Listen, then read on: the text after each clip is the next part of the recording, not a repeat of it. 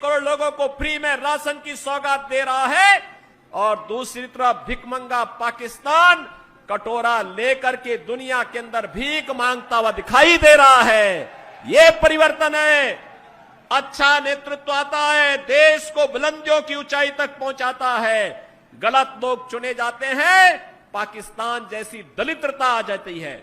और पाकिस्तान में जो दलिद्रता है ये वहां के नेताओं के कर्मों के कारण है और भारत में जो आज संपन्नता है यहां के यशस्वी नेतृत्व के कारण।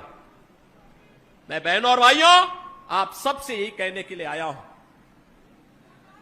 यही कहने के लिए मैं आपके पास आया हूं। ये जो परिवर्तन आपको देखने को मिल रहा है मेरठ में, पश्चिमी उत्तर प्रदेश में, जो लोग गुमराह करने का कार्य कर रहे हैं ये वही लोग हैं जिन्होंने संगीत सोम और संजीव बालियान को जेल के अंदर डाल करके यहां की जनता को कर्फ्यू में झोंकने का काम किया था।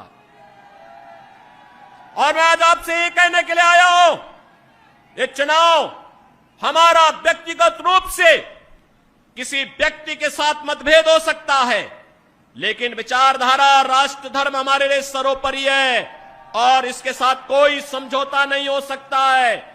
जहां पे राष्ट्र धर्म को चुनने की आवश्यकता पड़ेगी हम सब कुछ छोड़ करके राष्ट्र धर्म को चुनेंगे और राष्ट्र धर्म के लिए अपने आप को बलिदान कर देंगे। इसमें किसी भी प्रकार का कोई संकोच नहीं होना चाहिए। अभी जम्मू कश्मीर से आ रहा हूं और केवल यहां की सभा के लिए आया हूं, अन्यथा मेरे और भी कार्यक्रम थे। मैंने कहा नहीं मैं जाऊंगा, सरधना में मैं इस बार जरूर जाऊंगा, 24 में मैं जरूर जाऊंगा।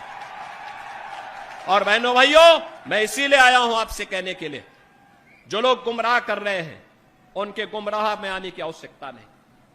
ये लोग कभी नहीं आएंगे। फिर जाति के सौदागर उपयोग करेंगे, बाद में सौदेबाजी करके गायब हो जाएंगे। हमें किसी भी ऐसे व्यक्ति के बहकावे में नहीं आना है जिससे हमारा राष्ट्र धर्म खतरे में आए।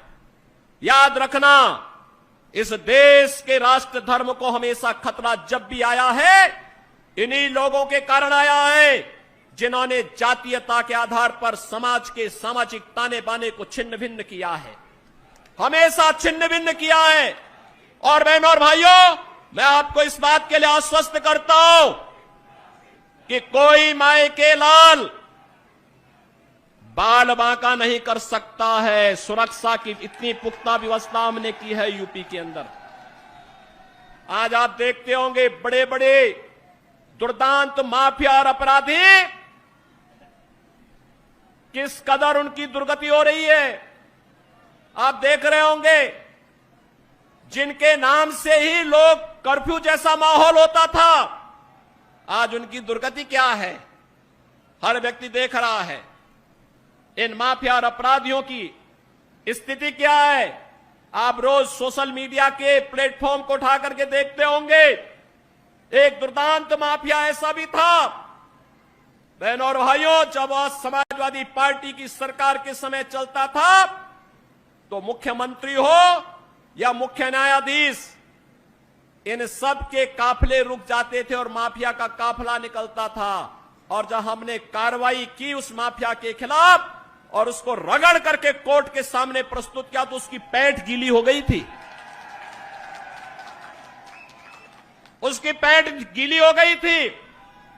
और तब हमने कहा था उस समय उसको, हमने कहा था कानून को रौंदने वाले, आज कानून कितना बड़ा होता है यह एहसास हो रहा है।